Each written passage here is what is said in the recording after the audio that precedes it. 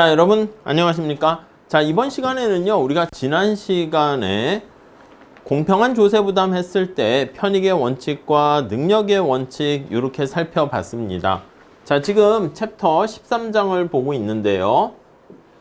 조세의 기본 원리를 보고 있죠. 자, 교재 405페이지에 가보시면 이번에는 3절에 해당하는 내용을 볼게요. 우리 능력의 원칙에는 수평적 공평성과 수직적 공평성이 있었어요. 수평적 공평성은 똑같은 능력을 지니고 있으면 똑같이 대우를 해서 세금을 똑같이 내라 이 뜻이고요. 수직적 공평성은 더 큰 능력이 있으면 더 많이 세금을 내라 이렇게 얘기했죠. 자, 그러면 수평적 공평성에서 능력이 똑같다라고 할 때 아니 경제적 능력을 뭘로 평가할 것인가 그 얘기를 한번 살펴보도록 할게요.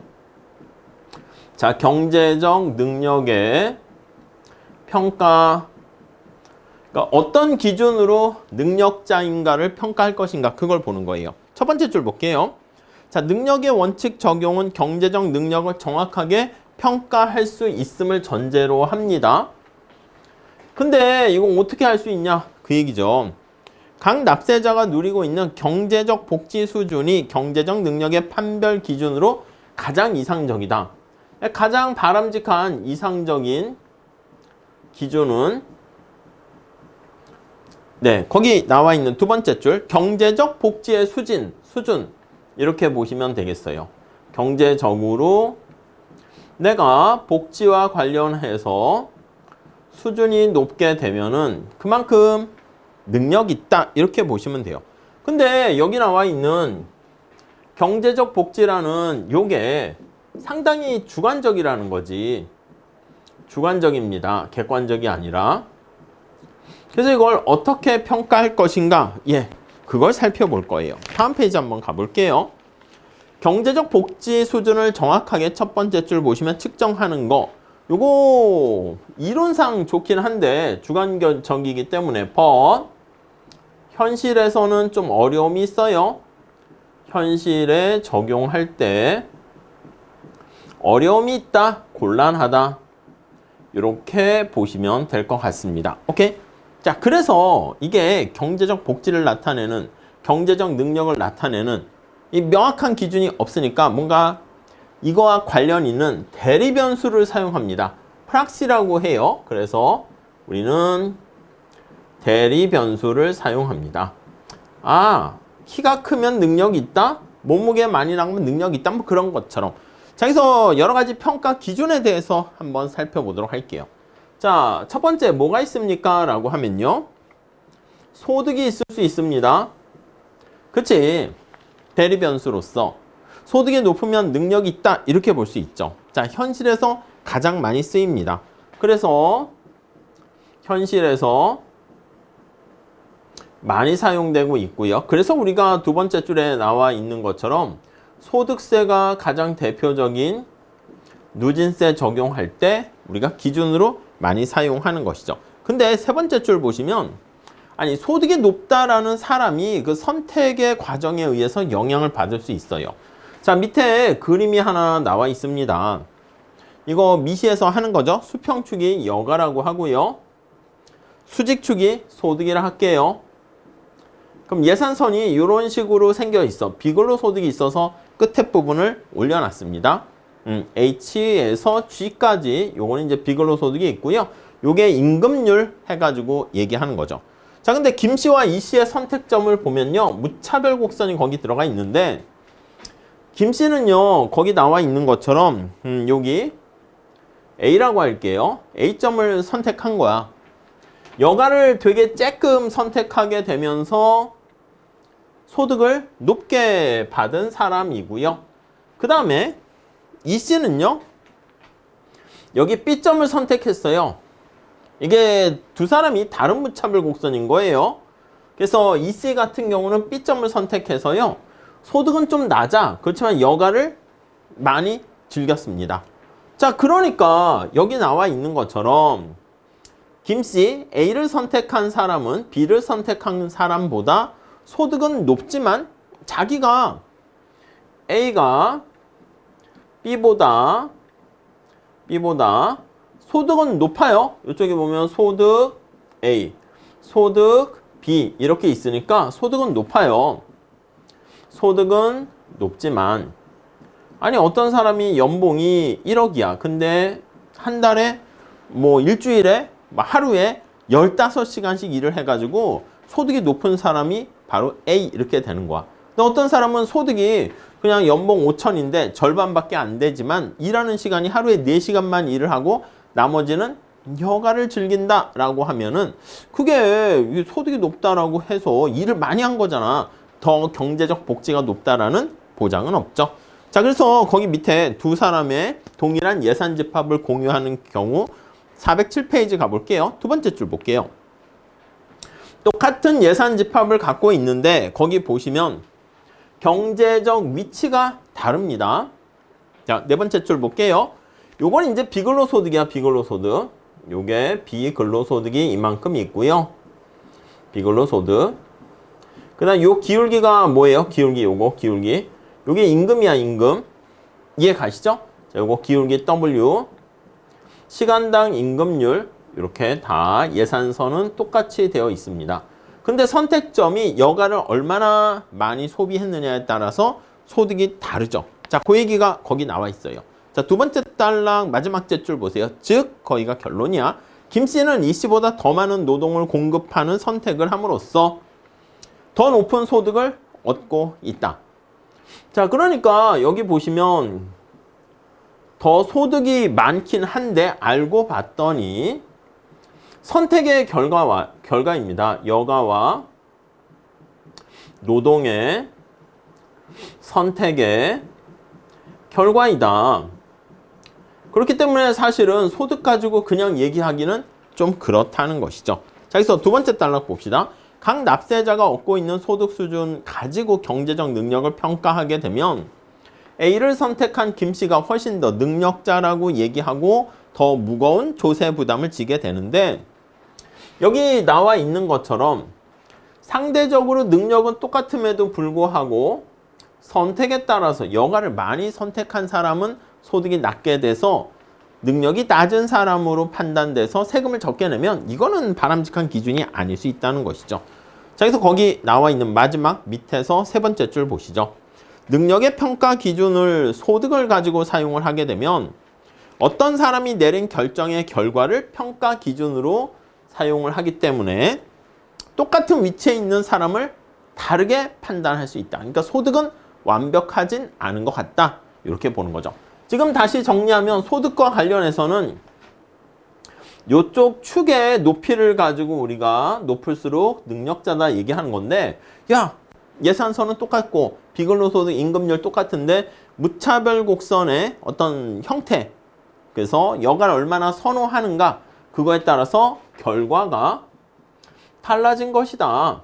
그래서 여가에 대한 선호도에 따라서 선호도의 결과가 달라진 것이다. 이렇게 볼 수 있네요. 그러니까 소득이 완벽하진 않은 거죠. 자, 그러면 이렇게 생각할 수 있어요. 야, 그러면 비근로소득과 임금을 다 포함하는 요 예산 집합 가지고 보면 어떨까? 그치, 위에 김 씨와 이 씨가 있는데 예산선이 예산 집합이 똑같지 않습니까? 그럼 똑같은 능력자로 볼 수가 있어요. 자, 그래서 첫 번째 줄 소득 대신 예산 집합. 이게 이제 선택 가능한 영역을 나타내는 기회 집합이라 할 수 있겠죠. 기회 집합을 능력으로 보면 어떨까? 괜찮습니다. 자, 근데 세 명의 사람이 거기 보시면 다음 페이지에 그래프가 나와 있는데 자, 예산선을 다시 한번 그려볼게요. 세 명의 사람이 이렇게 있어요. 거기 보니까 이쪽이 여가 이렇게 있고요. 이쪽이 소득 이렇게 있습니다.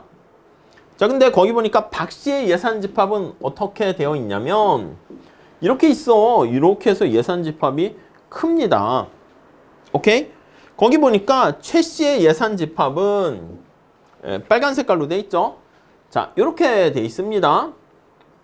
그러니까 빨간 색깔보다는 연두 색깔이 훨씬 더 크기 때문에 우리는 능력자네 이렇게 얘기를 할 수가 있을 거예요.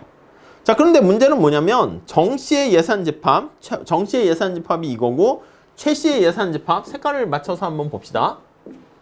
최 씨의 예산 집합이 이렇게 생겨 있는 거야, 이렇게. 오케이? 이해 가시죠? 그러니까 이 파란 색깔이 최 씨 그리고 빨간 색깔이 정씨 이렇게 있고 연두 색깔이 박씨 이렇게 있습니다. 자, 그럼 예산집합을 기준으로 우리가 판단을 해보게 되면은 아니 박씨가 월등하게 예산집합이 밖에 있으니까 가장 능력자이다라고 판단할 수가 있습니다. 근데 문제는 최씨와 정씨는 우열관계를 파악하기가 어려운 거야. 최씨와 정씨는 판단하기가 애매합니다. 이해 가시죠? 무슨 말씀인지. 예산집합, 기회집합이 밖에 있으면 더 능력자다 이렇게 볼 수 있는데 여기 최씨와 빨간 색깔과 그리고 정씨와 요거 파란 색깔 최씨가 이렇게 돼 있으면 불분명하다 이렇게 볼 수가 있네요. 자, 그럴 때는 다음 페이지 그림 나와 있는 거 바로 밑에 보시면 아니 둘 중에 누가 더 능력자인지는 선택을 해야 되는 자의적인 결과에 직면할 수 있다 이렇게 볼 수가 있겠습니다. 그러면 우리 여기서 이렇게 합시다. 아니 소득이 A가 김씨가 E씨보다 소득이 높아요. 왜요? 아니 노동을 많이 선택한 결과라 그러지 않았습니까? 그러면 우리 이렇게 한번 볼게요. 앞에서 말씀드린 것처럼 시간당 임금률이 만약에 10만 원이라 할게요. 자, 그런데 앞에서 얘기한 것처럼 A라는 사람은 노동을 많이 했어요. 그러니까 사실은 근로소득이 어떻게 결정됩니까? 라고 보면은 이거는 W 곱하기 노동시간 이렇게 생각할 수가 있어요. 자, 그러니까 10만 원을 받는데 어떤 사람은 하루에 4시간 일을 했다. 그럼 40만 원을 버는 거야. 근데 어떤 사람은 10만 원을 받는데 8시간을 일을 하게 되면 2배를 더 많이 받게 됩니다. 능력이 더 많네요. 이렇게 판단할 수 있다는 것이죠.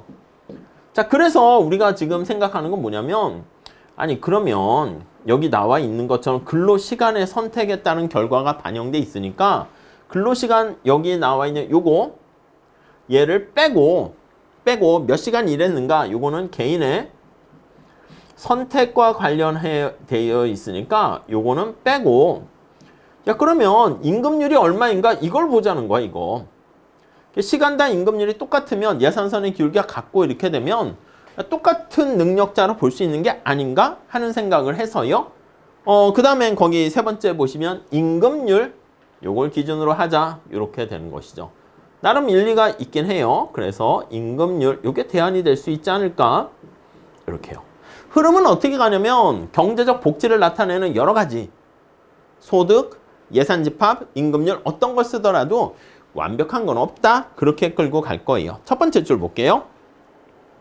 임금률이 높을수록 더 큰 경제적 능력의 소유자로 판단하는 방법을 생각할 수 있는데 보통 이렇게 소득 얘기하면 임금률에다 근로시간을 곱하게 된 거니까 여가를 좋아해서 근로시간이 낮은 사람은 그만큼 소득이 낮을 수 있잖아. 어떤 사람은 시험 공부를 하게 되는데 재수강을 했던지 아니면 고등학교 3학년 말고 재수, 삼수를 해가지고 공부 시간이 더 늘어나면 그러면 성적이 더 잘 나왔다? 그거는 능력이 증가한 게 아니라 절대 노동시간, 공부시간이 늘어서 된 거 아니야? 그럼 능력을 우리가 평가할 때는 공부 시간 이거는 똑같은 상황 하에서 시간당 생산성을 나타내는 시간당 임금을 나타내는 그걸로 해야 되지 않냐? 그렇게 생각을 하는 것입니다. 네 번째 줄, 선택의 결과가 판단을 흐리게 할 소지를 제거했다는 점에서는 좀 낫다 이렇게 볼 수 있는데 요걸 기준으로 하는 거죠. 근데 이것도 완벽하진 않습니다. 왜? 그거를 한번 볼게요. 첫 번째 문제가 있어요. 자, 임금률 결정에는 능력의 크기뿐만 아니라 교육이나 직업훈련과 같은 인적 자본 투자, 휴먼 캐피털이라고 하죠. 앞에서 말씀드린 것처럼 아니 똑같은 고등학교 3학년 아니면 시험 공부를 하는데 똑같은 1년을 공부했는데 알고 봤더니 어떤 친구는 완전히 혼자서 그냥 공부했고 어떤 친구는 과외랑 학원과 이걸 막 다니게 된 거야. 그럼 사실 능력자다 얘기하면 그러한 외부의 강압적인 뭔가 치트키에 해당하는 과외 같은 그런 도움을 받지 않은 사람이 더 능력자가 아닐까 이렇게 볼 수 있는 거야. 그러니까 인적 자본의 투자의 차이 때문에 결과적으로 임금이 같아지게 되면 그러면 어떤 백이라든가 도구, 수단 뭐 이런 걸 이용해 가지고 임금률이 높아지게 되면 그거는 좀 약간 그런 것들은 빼야 되지 않냐 이런 거죠. 다음 두 번째는 거기 보니까 밑에서 세 번째 줄이죠. 어떤 사람을 놓고 그 사람의 임금률이 얼마인지를 알아내는 게 쉽진 않습니다. 당신은 시간당 임금이 얼마예요? 이걸 파악하기가 좀 쉽지 않고요.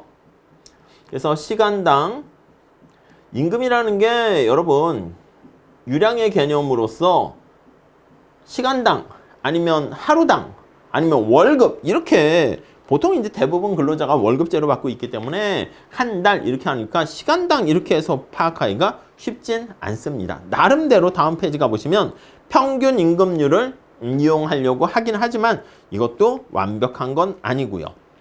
다음 세 번째, 어떤 사람은 연봉이는 얼마냐, 근로소득이 얼마냐 막 이렇게 얘기를 합니다.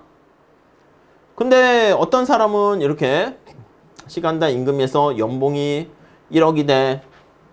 근데 어떤 사람은 연봉이 3천만 원이야. 오케이?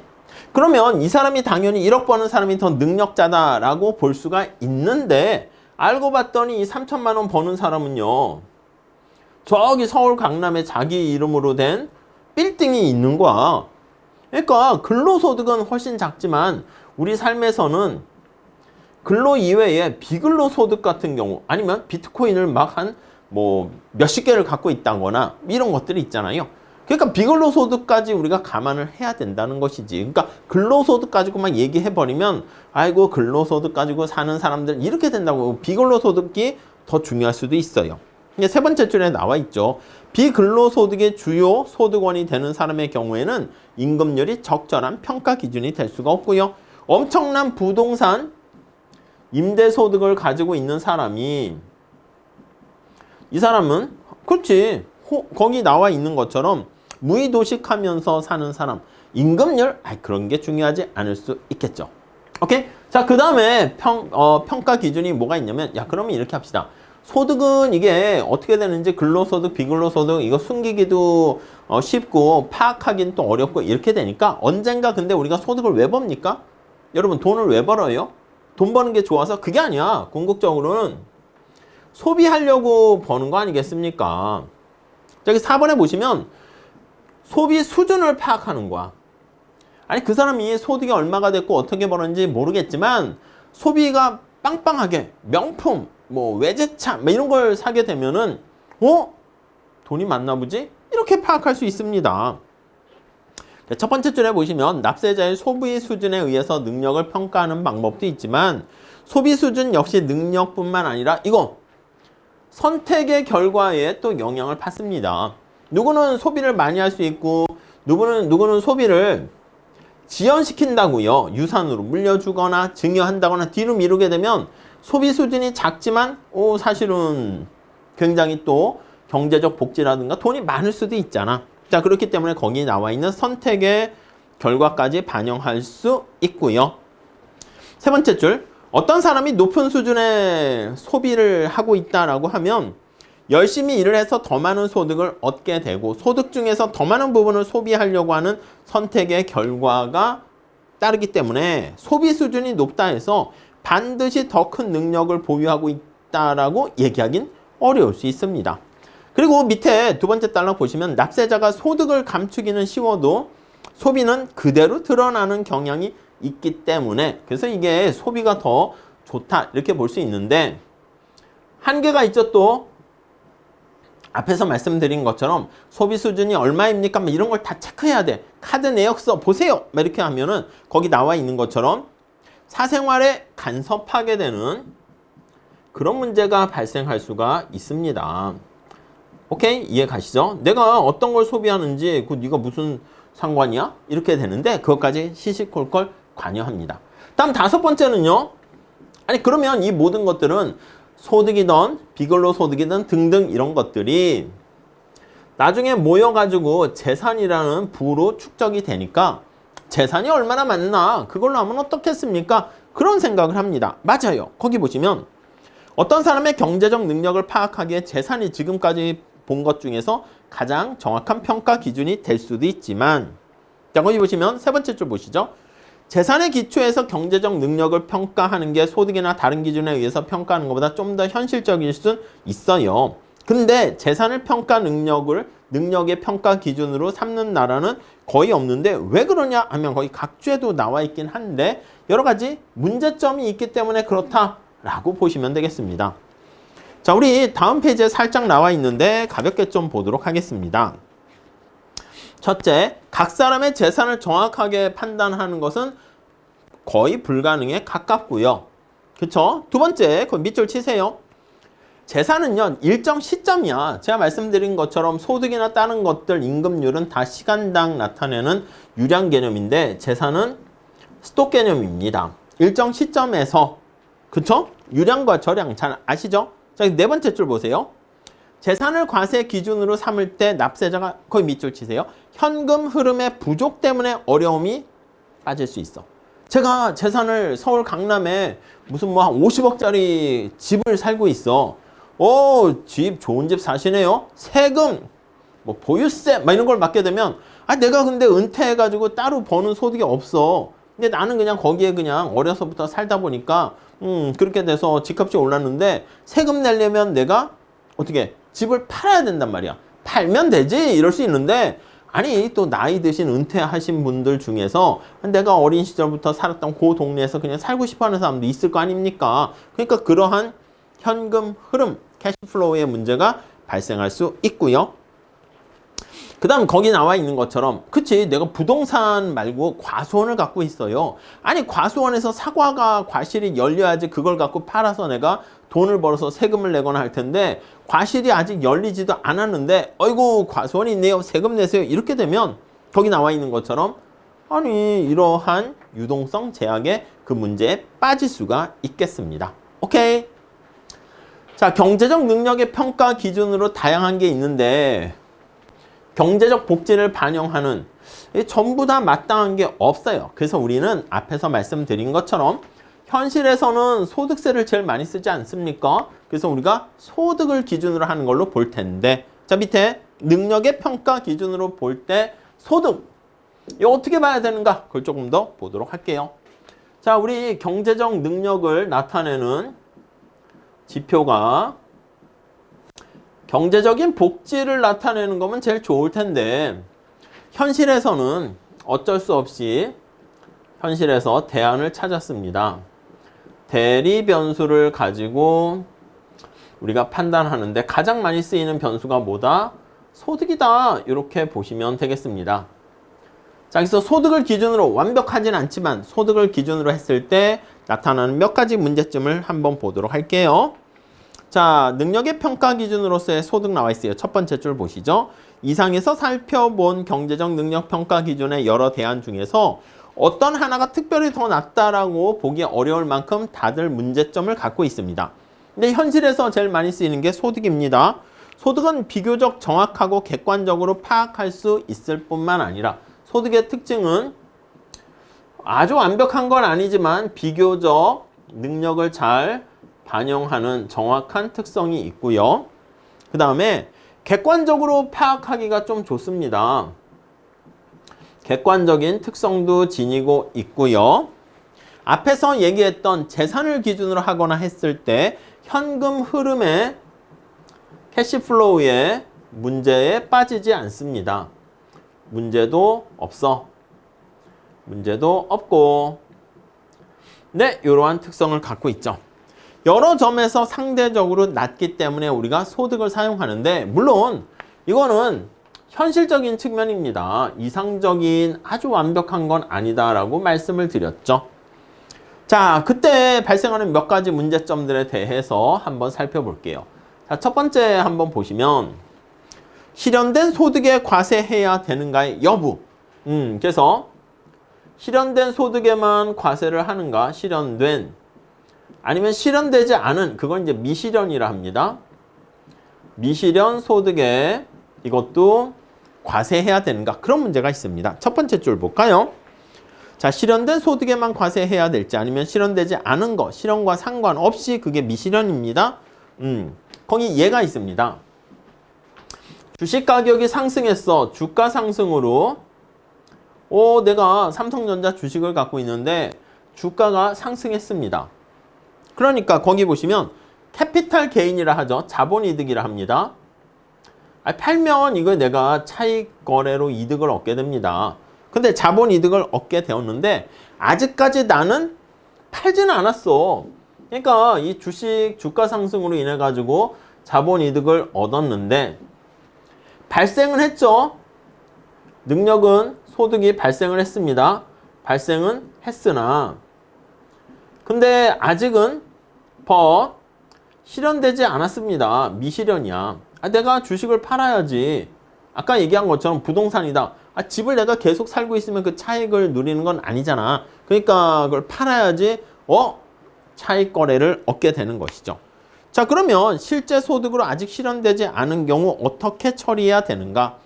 자, 현행의 소득세는 어떤 걸 기준으로 하냐면 실현된 소득을 기준으로 합니다.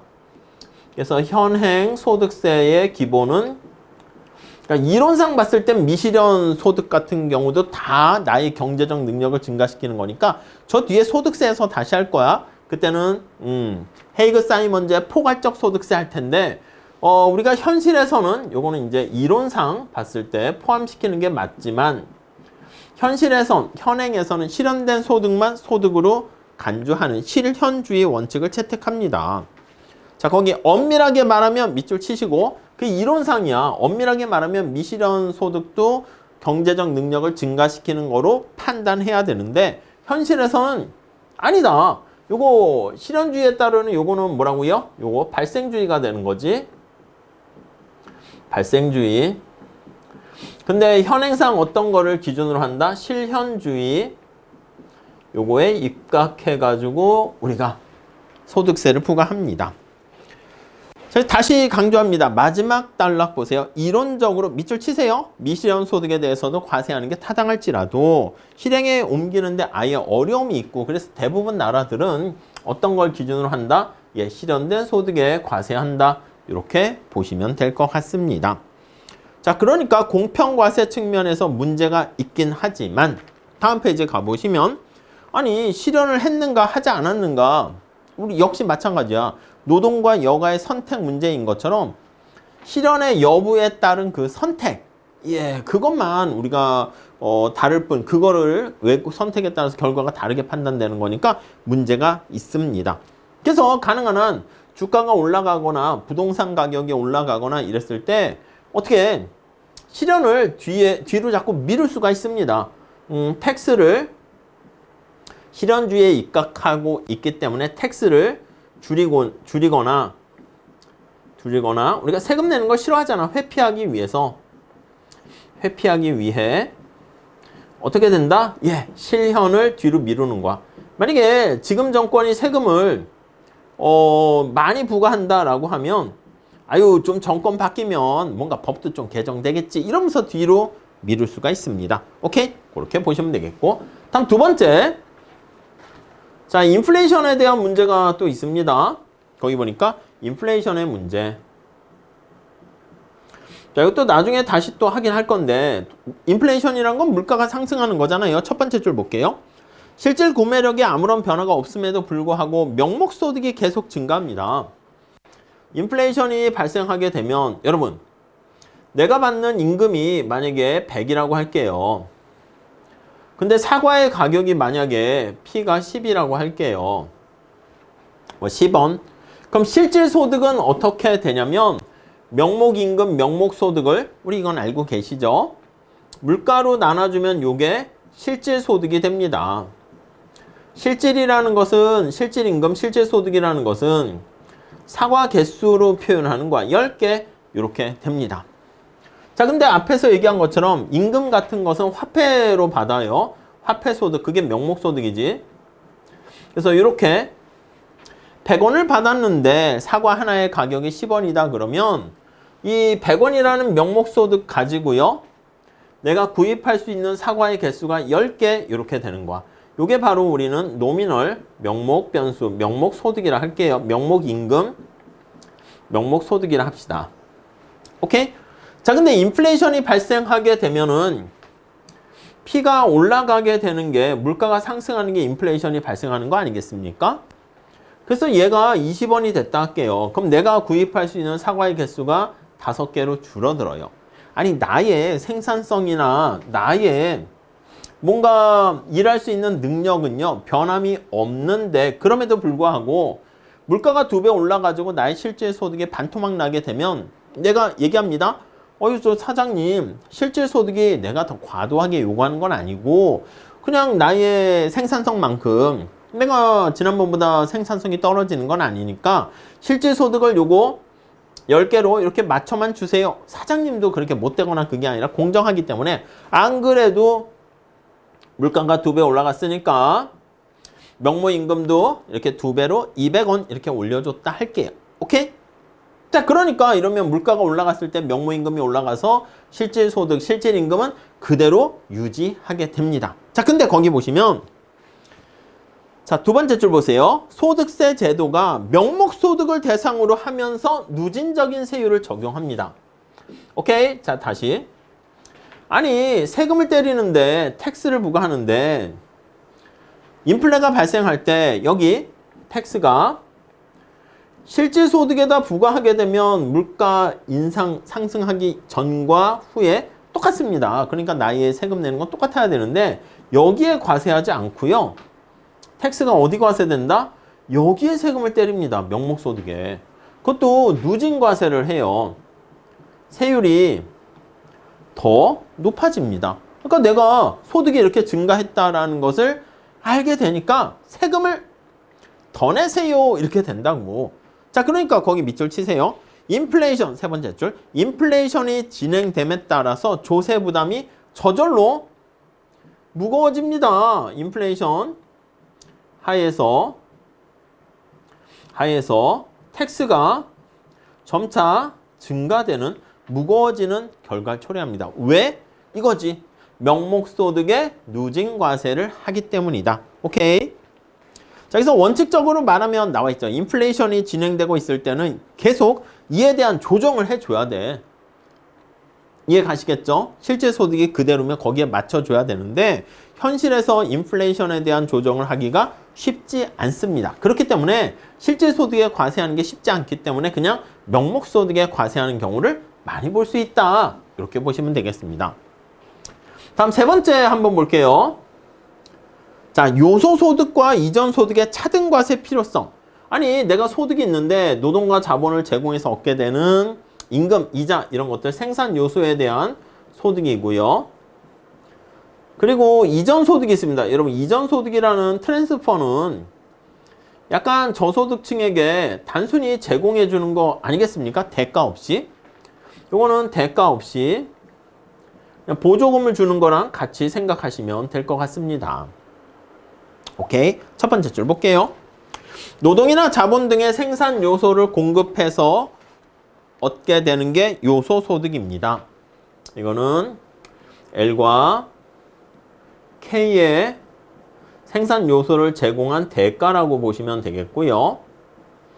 이거는 대가가 없는 거예요. 그래서 이전소득 어떻게 처리할 것인가. 대부분의 나라에서는요. 3번째 줄 보시면 요소소득은 전부 다 대부분 과세 대상으로 삼아요. 근데 이전소득은 과세 대상으로 삼지 않습니다. 그래서 텍스는 여기에는 과세 대상으로 삼는데 이전소득에 대해서는 과세 대상으로 삼지 않습니다. 근데 경제학적으로 봤을 때는 우리 기회비용 생각하는 거랑 똑같이 아니 이전소득이든 요소소득이든 경제적 능력을 증가시키는 그런 효과는 똑같지 않습니까? 같게 취급해야 된다고. 근데 다르게 취급을 하게 됩니다. 자, 그래서 거기 2번째 단락 보세요. 정부가 보조금으로 100만 원 줬어. 근데 뒤돌아서서 딱 보니까 어이구 너 100만 원 소득이 생겼네? 거기에 세금 때리면 좀 웃긴 거잖아. 아이고 원천징수를 하던가. 그렇기 때문에 거기 나와 있는 것처럼 부유한 사람이 또 정부의 이전 소득까지 만약에 얻어서 풍족한 생활을 누리게 되면서 이거에 대해서 세금 안 내는 거 이건 좀 문제가 될 수 있겠지. 정부가 소비 진작을 위해서 전 국민에게 부유하던 가난하던 모든 사람에게 100만 원씩 다 줬어. 이전 소득이죠. 근데 거기에는 사실은 세금을 부과하지 않게 되면 아니 뭐야, 부유한 사람이 100만 원 월 소득이 더 증가했음에도 불구하고 세금 과세 대상이 안 되면 이게 과연 정당한가? 그런 생각이 들 수가 있겠습니다. 자, 그래서 논리적으로 말하면 이전 소득 역시 받는 사람의 경제적 능력을 증가시켜 주기 때문에 요소소득과 똑같이 과세 대상이 되어야 하는데, 자, 언제나 스토리가 똑같습니다. 여기도 마찬가지인데, 이론상 어떻게 해야 된다고? 우리가 봤을 때는 이론상 차별을 하면 안 됩니다. 차별하면 안 되고 요소소득과 이전소득을 동일하게 취급을 해야 됩니다.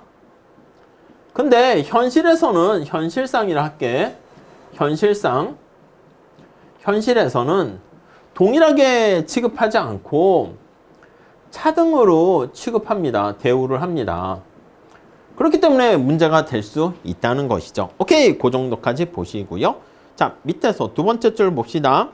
요소소득과 이전소득에 차등을 둬야 되는 것도 문제가 있지만, 때로는 같은 요소소득이라 하더라도 어떤 요소를 공급하고 번 소득인가에 따라서 차등을 둬야 될 때가 있습니다. 다음 페이지 가볼게요. 아니, 그래서 여기 보시면 요소소득이 같은 요소소득이라 할지라도 이자소득이나 임대소득, 근로소득, 그러니까 이게 다 요소소득이야. 이자소득이나 아니면 부동산, 토지를 제공한, 건물을 제공한 임대소득과 노동소득, 이게 다 요소소득 아니겠습니까? 근데 여기 나와 있는 노동소득과 이자소득, 임대소득과 요거는 좀 약간 다르게 취급해야 되지 않을까, 이런 생각을 할 수도 있습니다. 약간 느낌이 이자소득이나 임대소득은 가만히 있어도 돈이 들어오는 것 같은 그런 느낌이잖아. 불로소득의 특성을 갖고 있는 것처럼 보인단 말이지. 그래서 현실에서는 야, 여기도 세금을 넣어야지 막 이렇게 할 수 있는데, 거기 나와 있는 것처럼 엄밀한 논리적 근거는 찾기는 어렵다, 이렇게 나와 있습니다. 다음에 네 번째 한번 보시면 귀속소득을 어떻게 처리할 것인가, 그런 문제가 있습니다. imputed라고 해가지고요.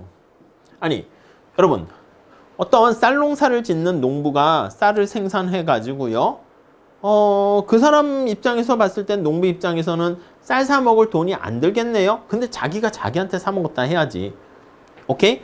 이 건물을 제가 임대해가지고 뭔가 사업을 하게 되면 임대료를 내는데, 이거 내 건물이에요? 그러면, 아이고, 건물 주니까 임대료 안 내니까 좋겠네. 그게 아니라고, 경제학적으로 봤을 때는 이게 내가 나한테 낸다, 이렇게 봐야 되죠. 오케이? 자, 그래서 귀속소득이라는 말을 좀 보셔야 되는데, 거기 한번 볼게요. 첫 번째 줄, 얘가 잘 나와 있습니다. 시가 5억 원의 주택을 소유해서 거기 살고 있는데, 이 주택을 남에게 빌려주면 월 80만 원 임대소득을 얻을 수 있습니다. 근데 내가 남에게 빌려주지 않고 내가 산단 말이야? 그러면 임대소득을 받지 못해요.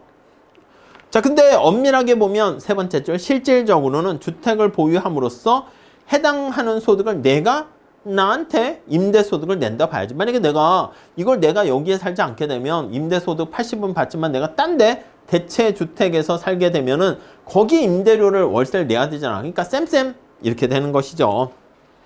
자, 그렇기 때문에 거기 나와 있는 것처럼 밑에 귀속 imputed라는 말 씁니다.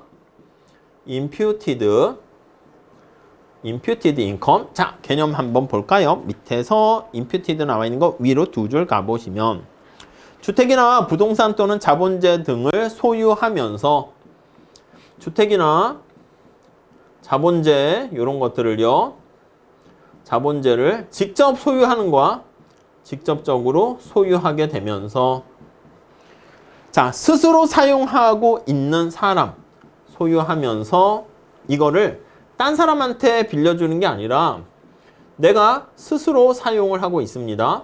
내가 나한테 비용을 지불한다, 이렇게 봐야 되는 것이죠. 자, 그런 소득을 귀속소득.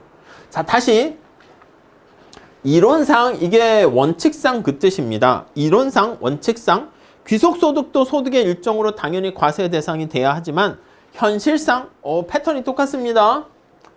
귀속소득도 당연히 과세 대상으로 이론상 봐야 되지만, 현실상 그게 어렵기 때문에 배제하는 경우가 있을 수 있다, 이렇게 보시면 되겠습니다. 오케이?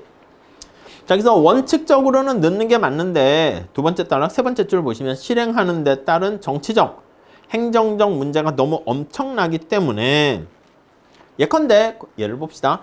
정부가 다음 해부터 모든 주택의 소유자에게 가상의 임대료를 산정하고 그의 소득에 포함시켜 과세한다고 하게 되면 국민들이 어떻게 반응할 것인가 그런 얘기가 나와 있고요.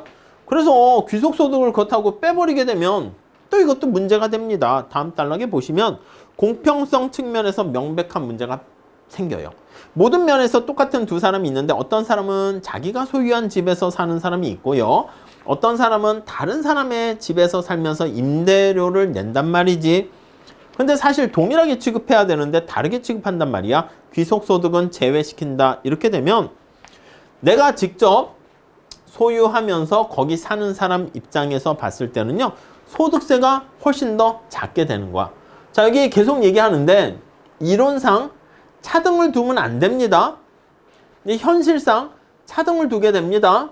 그럼 거기 맨 마지막 줄에 보시면 똑같은 사람을 다르게 취급하게 되니까 이런 경우는 똑같은 사람을 똑같이 취급해야 되는데 다르게 취급하니까 수평적 공평성을 위배하게 된다라는 것을 알 수가 있습니다.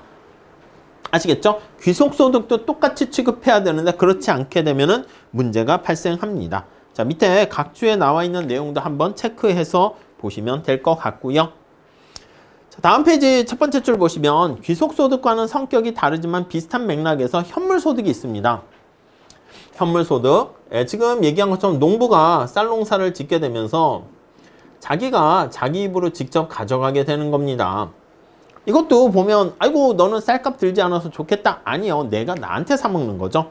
그래서 스스로 경작한 스스로 계속 얘기합니다. 스스로 경작한 농산물을 소비하는 경우에 소득으로 간주하지 않는 게 보통이지만 실질적 밑줄 치시고 그 진짜 의미야. 진짜 의미에서는 일단 소득이 발생한 다음에 내가 나한테 구입을 해서 소비에 사용했다. 이렇게 봐야 맞습니다.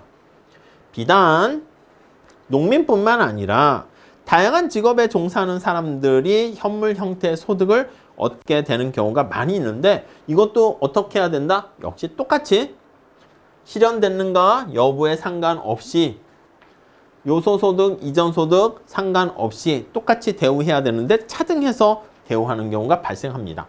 다음 다섯 번째 한번 볼게요. 소득의 취득에 들어간 비용 처리. 아니 우리가 돈을 벌기 위해서 소득을 벌기 위해서 비용을 썼습니다. 취득에 비용을 어떻게 처리할 것인가? 아니 그러니까 우리가 기업도 그렇고 회사도 그렇고 개인도 그렇고 내가 소득을 매출을 1억을 벌었어. 근데 그 매출을 벌기 위해서 자동차 딜러가 막 5천만 원, 6천만 원을 비용으로 선물 챙기고 해서 썼어. 그럼 막상 비용을 빼고 나면은 4천만 원만 자신의 진짜 소득이라 볼 수 있겠죠. 자, 그래서 거기 보시면 기업의 경우에도 기업 활동, 우리가 총 수입 매출액을 기준으로 하는 게 아니라 비용을 뺀 순이윤에 대해서 법인세를 냅니다. 그렇지. 개인도 마찬가지고. 자, 그래서 소득 취득에 들어간 비용은요. 코스트를 우리가 비용 처리하고 총 매출액에서 총 수입에서 비용을 뺀 나머지에 과세를 하게 됩니다. 자, 근데 실제 많은 나라에서는요. 소득 취득을 위해서 사용된 비용을 공제하고 있는데 이거 비용 처리해 준단 말이야. 이걸 우리가 공제한다는 표현을 써요. 비용 공제. 근데 우리 나중에 세금 낼 때 세무사들이나 여러분들 세금을 낼 때 어디까지를 비용으로 인정을 받는가 그런 문제가 현실적으로 발생할 수 있습니다. 오케이? 그래서 그런 것들도 복잡한 문제이다. 자, 우리가 흐름을 볼게요. 경제적 능력을 나타내는 여러 가지 대리 변수를 사용하는데 마땅한 대리 변수가 골고루 있지만 완벽하진 않습니다. 그래서 현실에서는 소득이라는 대리 변수를 제일 많이 사용하게 되는데 이것도 완벽하지 않은데 현실에 적용되는 실현 여부라든가 인플레이션이 발생하게 되면 누진 과세가 명목소득에 이루어져서 자꾸 세금이 높아진다라든가 요소소득과 이전소득을 원래 똑같이 취급해야 되는데 다르게 취급한다라든가 귀속소득이나 현물소득도 이거 정확하게 우리가 계산을 해야 되는데 쉽지 않기 때문에 처리하는 방법이라든가 비용도 우리가 적절하게 감안해서 제해줘야 되는데 어디까지 비용이라고 봐야 될 것인가. 내가 만약에 학원을 다니면서 이 투자예요? 비용입니까? 애매하죠. 그러니까 그런 것들에 대해서 우리가 나중에 주로 감가상각되는 만큼만 또 해서 처리해주고 그런 것들 현실적인 문제에 봉착할 수 있게 된다. 이렇게 보시면 되겠습니다. 오케이? 자, 그래서 우리가 경제적 능력을 나타내는 지표 어떤 걸로 할 거에 좋은가 그거에 대해서 봤고요. 다음 시간에 4절 누진세제에 대한 찬반 의견 살펴보도록 하겠습니다. 감사합니다.